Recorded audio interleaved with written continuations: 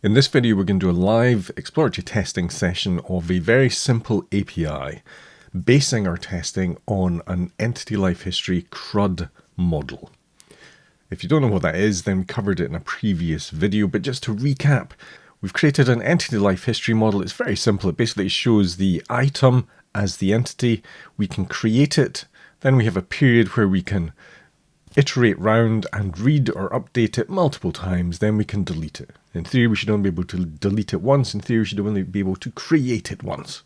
So that is the kind of model that we're going to explore going forward. And that will constrain our testing, so we're not really considering multiple users, we're not really considering multiple items. And our testing is going to be based on this, so we have flexibility to explore different things, but it's not going to be driven or completely constrained by this.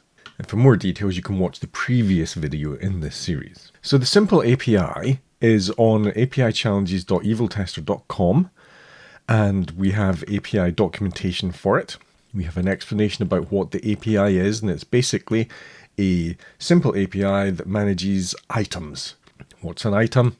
Well, we can see in the documentation that an item is a Blu-ray or a DVD with an ISBN and a price and a stock level.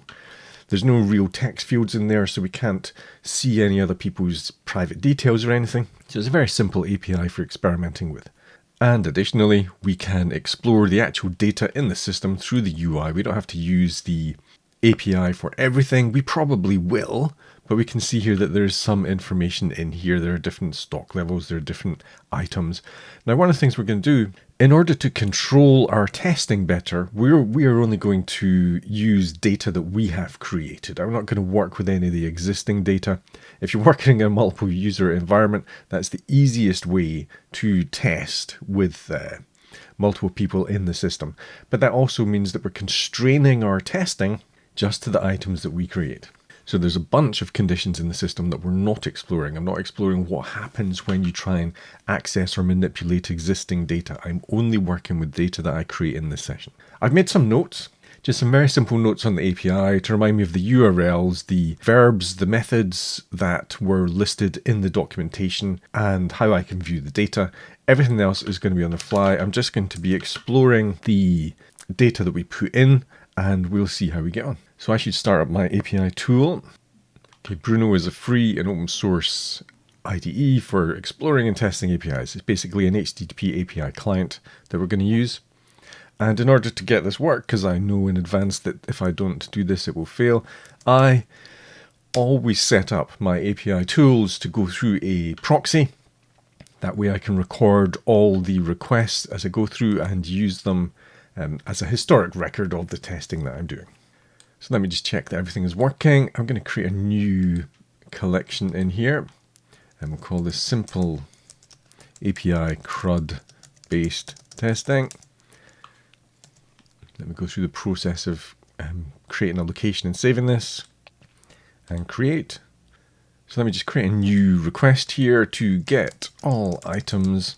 I'm not going to do anything fancy. The URL is just going to be the complete URL for the API endpoints. I could make this shorter by using variables, but I'm not going to do that. And so get items from in here, issue the request. There we go. We've got all the items as a JSON object by default, and the requests are being saved in the BurpSuite proxy, so I can see the request that Bruno sent through. I could control the accept header in more detail. That's useful. Bruno has added in a request start time by default, so I can see exactly in my testing when I am working. The same thing is being tracked in the response automatically from the server. So we've got quite a lot of information there that will allow me to track my testing. So I don't need to make notes about absolutely everything that I'm doing, because some of it is being stored in BurpSuite and I will save that out at the end. So let me just resize some of the things here to allow us to jump back and forwards more easily. So let's see if we can just organize our windows, because I've got a much smaller resolution than I normally use because I'm recording the video. So we'll have to jump between the applications. So we've got the proxy, we've got our browser where we can see the items and the documentation. We've got Bruno where we're going to do most of our work. Let me resize that to make it easier to zoom in later on. And we've got the place where we're making our notes, and in this case I'm using Obsidian. All right, so now we're good to go. What have we just learned? Well, we know that there's basically one endpoint, which is simple API items. I can put in a slash here and get a number, which effectively makes it another endpoint. Is there an item number 2? Yes, there is. I said I wasn't going to use other people's data, but I'm doing that just for the example here. So I know that I can use the API to get things out of here. Now we can see that there's a difference in the response between a single item and a collection. So that's worth paying attention to see if it consistently does that throughout the UI. Different APIs run in different ways. Some of them might always use a collection. Some of them might not have a named collection. They might just put out an array directly. It depends. Some of this makes it easier to automate. Some of it makes it harder. But I know that basically the API is up and running, and we can do some stuff to it. So let me expand this. Currently I've got an endpoint for get all items. I'm going to leave that as it is. Very often I'll use the same endpoint for all the exploration if I'm just doing one item or one entity. But let's create another request that I will primarily use for exploring single instance interaction.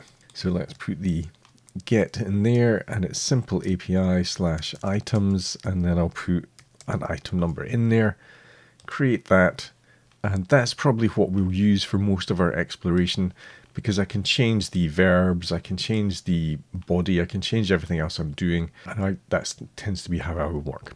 Okay, so let's get started. Now, if I'm doing a CRUD application, basically the first thing I'll want to do is I'll just do a create, read, delete to make sure that I can create an item, read it, and delete it. So to create an item, I know from reading the documentation that we can post. And we post items, post the data to the items endpoint. So get rid of this. I'm going to post. Now, I don't know exactly what format I need. So what I'm going to do is I'm just going to take what it told me it represents the item as. So in here, I'll make the body JSON, paste that in, and we'll post this and see what happens. This is what it tells me that an item is. I'm going to post this. Now, in theory, I would expect this to fail because we've got an item ID in here of 2 and it's already got an ID. So let's do this. I expect it to fail. Badge request. So we can see that I'm not actually allowed to create with an ID in there. So I'm just going to make a note. Okay, so I'm not going to make a note of everything. I'm just going to make a note of the things that I'm learning, because this essentially is I'm building up a model of how the application works. I'm creating notes on what is important to me, but I do have a full track of what I'm doing in the proxy. Let's just double check that. Make sure I'm not lying, make sure nothing's happened. So there we go. We've just seen our post in there. We've seen the response. So BurpSuite is tracking everything at a low level of detail for me. I'm still trying to create something. So in order to create something, I'm going to create it with just this information. Now I'm just going to make a quick note because I want to vary the fields in payload during create and update.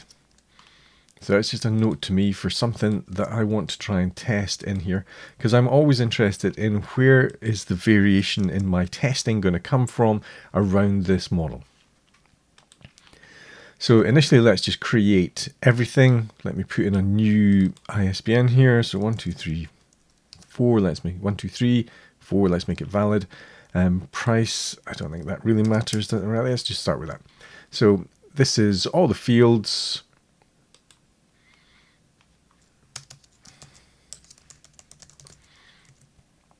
And what happens? Okay, so it has responded with ID 9. So it's created the information and we've got a 201 created response. Let's see what else is in the headers. Anything important in there? Content type application JSON, that's what we'd expect. It's got the location header in there, which is useful because we've just done a create, so it's telling me where it is. Does that map onto our API URL? Simple API items, yes it does. We could argue about whether the location should have the full URL or not, but this seems fine to me. Okay, so now I want to read that. You could argue, well, I just have read it because it's returned it in the response, but I haven't really read it because I didn't issue that request. Perhaps the system is lying to me. Perhaps it hasn't actually created it in memory. Perhaps it just said, this is what I would create, but I haven't actually done it. So let's get that to read it. There we go. We issued a GET request on that item and it's returned what we sent in. Good. So let's try and delete it. And I'll just change this to a delete request, and there we go, it's deleted. It says 200 OK. Now that's interesting. So we could argue that because there is no payload here, that should be a 204. So let's just make that as a note. Now different APIs interpret things in different ways, so that might be completely valid for most people, but 204 basically means no further information, so that would be a valid response to return here. Now this is interesting. I'm not sure if this is Bruno representing it or whether the system itself has returned double quotes. So let's have a quick look in the burp. And we can see that there is nothing in this payload. So this double quotes is actually Bruno telling me there's nothing there. One of the things that we have to be aware of when we're testing is that we shouldn't necessarily completely trust our API tooling because it interprets things for us. It adds in headers we haven't asked for. Let's see. In fact, let's have a quick look at the request I sent in, because we changed the body to JSON. So the content type is now application JSON, but we're still accepting pretty much anything here. So one of the things I want to do is I want to vary the accept header and content header. Now that's triggered by just seeing that I can do that here, but it's also triggered by the fact that in the API docs, it tells me that I can change the content type. So I could send in XML, I can send in JSON, and I can accept different content types. So presumably I can get XML and JSON back. So I'm just making a note to myself that I want to vary that during the testing that I do. Now we may not even cover all the testing that I'm doing because I'm talking quite a lot, so it's actually going to take quite a long time to do the basic testing. So let's just work through. Might take me half an hour just to do a complete CRUD flow. Back into Bruno, we've done a create, read, delete. So have we? So I've done a delete here with number 9, and it's told me it's deleted it. So if I get that now, just to confirm that it has deleted, and we've got a 404, could not find an instance with items/9. So the 404 is fine. I guess instance with items/9 is okay. It doesn't need to show the full API URL in there, simple API items 9. So that seems okay. Anything in the headers to note? Not really. And we sent in a very simple GET request on that.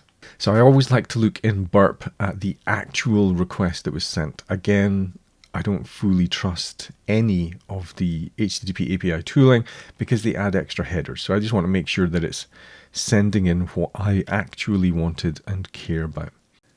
Now, what I do find interesting at this point is that the GET request has a payload, because I only changed the verb and I didn't clear out the payload body itself. And that has been sent through to the server, but the server appears to have ignored the payload, which it should, because it's just a GET request. There's a couple of interesting things about that. We can use our API tooling to send through requests that you wouldn't normally use in an API, which is important because we have to test that our API application doesn't break when it receives this kind of thing. And it's also a reminder that I should be paying more attention to the payloads when I am testing. But in this case, it doesn't really matter. It's just an uninteresting thing to note. I don't think it really impacts the output. I might later on try and explore the different bodies for the GET request, POST request, things like that. But I wouldn't necessarily do that at this point because I'm trying to explore the entity CRUD. So it's just something to bear in mind for future testing.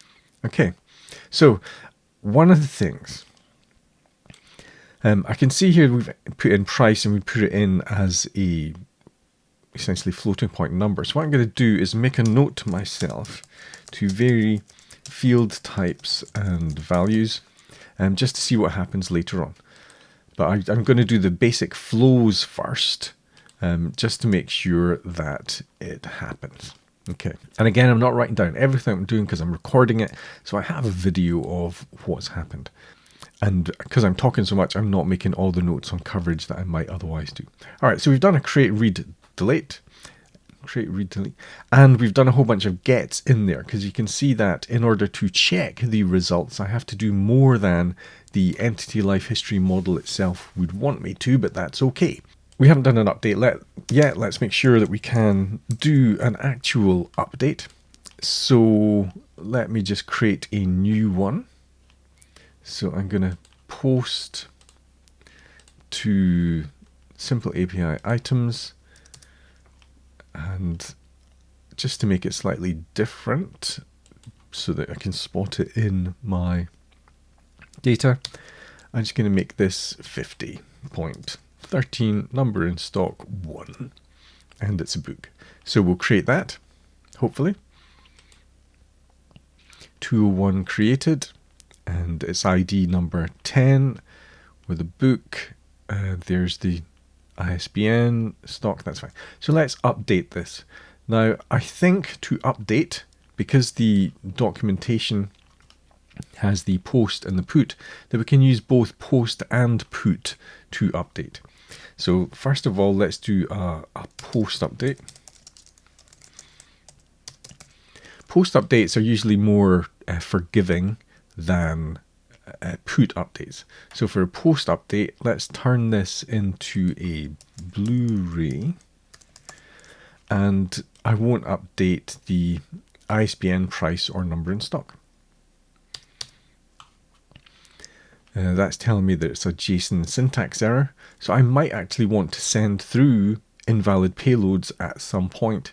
It's not strictly important for the entity life history, but I'm just going to add that as a note to test for payload formatting in the future. I won't do that now, because what I'm really focused on at the moment is the entity life history. But that's just a reminder to me in the future. I don't have to do everything. All right, so this is items number 10. So I'm going to post into items number 10. We're expecting to change the type to Blu-ray, and we receive a response, item number 10, Blu-ray, same information that we sent in. Okay, that's fair enough. So we've managed to do an update with a post. So let's do a put update. So to do a put update, I think if I just put the type in here, it will fail, because a put is supposed to have more information. A post and a patch can often be partial updates, but a put should really be all the details. So there we go. So with the put request, it's telling me, no, I need to add in an ISBN and a price. So that means that the ISBN and price are mandatory fields. So let me just get the details back from that. So ISBN and price and type.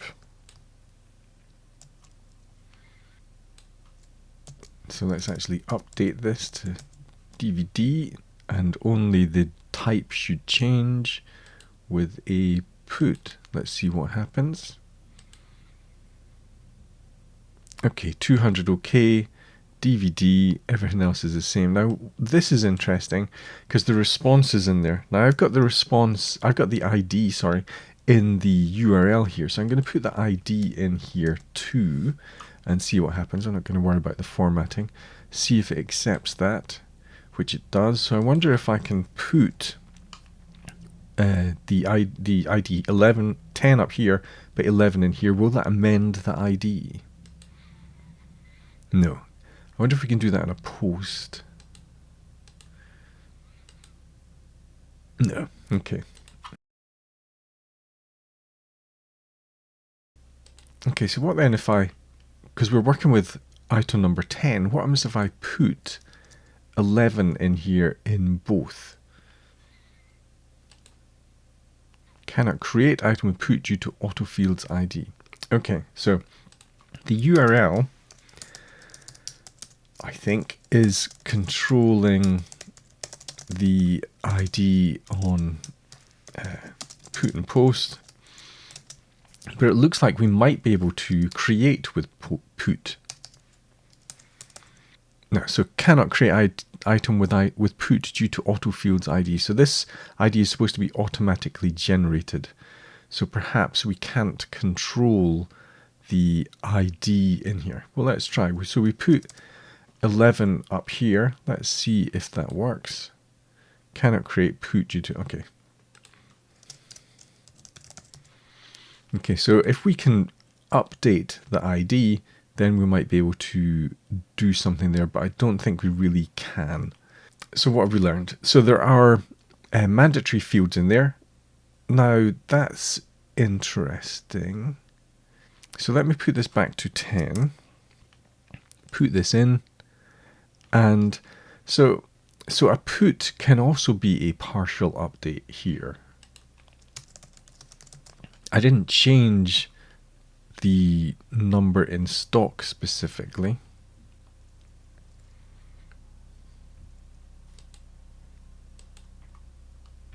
So I wasn't really expecting the put to be a partial update, which means that at some point in the testing that we did, we changed the number in stock from 1, which we initially had when we created it, and we've updated it to be 0, which presumably is the default. So if I put with a number in stock here of 3, we get 3 back. If I leave number in stock out, we get 0 back, I think. Yep, so number in stock is being put as a default, but I don't think it should do that on a put. Let me post this. Number in stock 0, number in stock 4, got 4 back, remove that, and so with a post and no, that's interesting. So a post with no number in stock is optional, post without it, if it's there, it's unchanged. So a post is a partial update for the information that's put in. So if can I leave price off with a post? I thought we saw that. So I can leave price off. So post, then I could leave anything off because a post will update whatever is there. What happens if I put nothing in on a post? Okay, so that's interesting. So a put can be a partial update, but it uses default values. Post will only amend the information in the payload and can be empty. So I'm not sure that an empty payload on the post is a useful thing to pass in. I assume it has to be JSON. Let's leave it completely empty. All right, so we can pass in, we can validate JSON, but if it's an empty payload, we get back everything. So what happens if I put with an empty payload, given that it does partials? Then it says the type, ISBN, and price must be mandatory. So put is only enforcing the mandatory parts, but it's not idempotent because it will amend the optional values. I mean, in some ways it's idempotent because you will always get the optional values amended. So there's something to discuss there with the developer. Should optional values be optional on a put? Because in theory then we are putting an item with a value of 0 for the number, but that might not be exactly what people are expecting. Okay, put all that in. Number in stock 0, number in stock 1. Okay, so we can create, update, delete. We've learned some things about the puts and posts. Now, one of the interesting things is on Teams, you kind of discuss or argue about these things as to what is correct and what is not correct. The number in stock as optional, yeah, I'm not sure about that. Yeah, not sure how I feel about that. Okay, I'm going to mark that one as bold to think about that one. All right, so we got the basic create, read, update, delete. Things have to be mandatory. So if I create with everything goes in. Okay, so we're not allowed to create with ID. Fine. And ISBN has to be unique. So can I amend? So that's trying to create. So if I create with a unique one and then try and amend it to something that exists,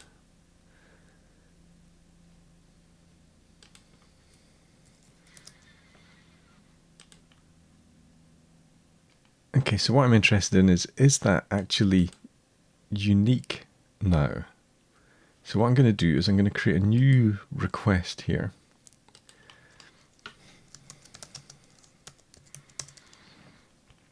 Because I noticed in the documentation that we can filter. So I can get items for a particular ISBN. So let's try that. So I want a particular ISBN.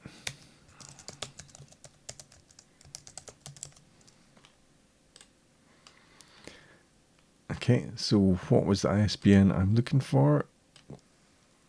Let's put that in the get. Okay, so that's interesting. So ISBN has to be unique, but we've managed to have two with the same ISBN, and we did that with an update. So update can bypass ISBN unique validation.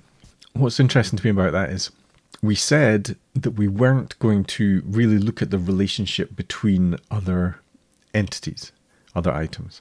But because we had a validation constraint saying we couldn't create it with a duplicate ISBN, that led me to, during the update process, test for that particular condition. And I can see that it is possible to bypass that. Now, I'm just going to quickly look in Burp. So we try to post to create it with a duplicate ISBN. Then we changed it to get it in to 124, which created 12. Then we posted it to create 123, which amended 12 to be the same ISBN. So that was on a post. So I wonder if a put will also do that. Let's check. So I am going to, let's create a new one. And it should say, no, I can't do that. ISBN is not unique. So let's change that to 5. Create that. Now it's unique. Let's put 214 and 123, which is not unique. And it looks like put will also ignore the validation. Okay, so put also ignores unique constraint on the ISBN. Okay, so I don't know how many of these defects will still be there if you come to repeat this testing.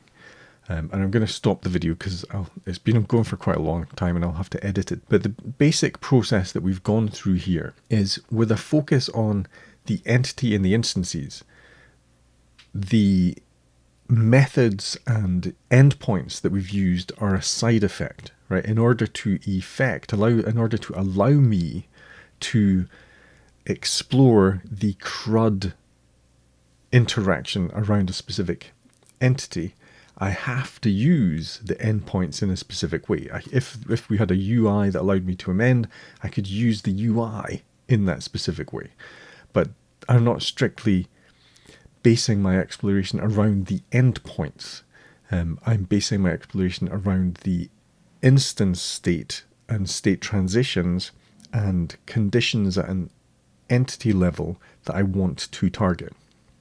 And you can see we've learned quite a lot, and that slowed the testing down. We did investigation into things that we weren't happy about. I've used the proxy to help me understand the requests that I sent in. I didn't have to make a lot of notes. So when I was tracing back what actually triggered that condition, I was able to see that directly in the proxy, which is why I like to test through a very simple client into a proxy and rely on the proxy recording my information. Because I will make notes, but very often I'm making notes and I'm thinking. If I'm making notes and thinking and talking it through for a video, it's a little bit harder, so I do rely on the proxy for that. If I'm testing my own, I'll make a lot more notes, which I probably use to go back and understand what I'm doing, but I still rely on the proxy for the real view of what I actually did and what conditions I put in place. I've made notes in my testing about things I want to do in the future. So I've still got a lot more testing that I want to do on this, triggered by some of the concepts. We barely touched the conditions in here, but we found a useful set of information to go back, because the uniqueness constraint should be enforced on an update with post or put. We've got some discussions around whether the put should be a partial update, because a put is not normally a partial update, and should it use the default values. So there's a lot of information in there, even if it's in a fairly short time. And this is just the first session. This has essentially been, half an hour of work. I would probably look through this session, look at what I've covered, build a stronger set of coverage that I want to try and target, because I want to try and target field types, different combinations of fields to see what it handles with mandatory and optional, and that is a big thing that I want to explore now. So, but you can see from a very simple model how we use it to constrain the testing that we're doing, how I didn't pursue certain options because they weren't part of the model that I was using to base my testing on, but I made notes of the ideas. So I've got a lot to think about, and you've seen the tool combinations, so hopefully that's some use, even though it's a little bit ad hoc and a little bit on the fly. But testing, when we do exploratory testing, is about learning in small chunks. So I did minimal planning, I did the exploration, I learned a lot. The first sessions, sometimes when you do exploratory testing, are a bit uncontrolled because we're learning so much and we're trying to get our head around where the value is. But to, in such a short period of time, come up with pieces of information that are valuable to the development team for conditions that we didn't know. I don't know if I was pursuing an endpoint-based test approach, whether we would have got to this point so quickly to cover the uniqueness in the field types. I'm not sure we would have done that. I don't think that would have been high up on the list of conditions or cases if I planned out things in advance, but it became important due to the feedback that we got from the system itself as we're testing. And so it's an example of exploratory testing, learning as we go. I would do more sessions based on the model that I've got here, based on the learning, and it's probably faster to do the testing than to plan out all the testing in advance. So hopefully that's some use. I do recommend Bruno as a testing tool because it's very lightweight, very simple, and I do recommend you put all your requests through a proxy as you work with them, because you're tracking your results. You can see exactly what the tool is doing. You can review very easily what you've put in and when, and this whole combination together is a great way of tracking what you've done very quickly, so you can then go back and replan for the next session. So hopefully that's useful. This was just session 1 of a CRUD based testing approach, and I'll see you in future videos.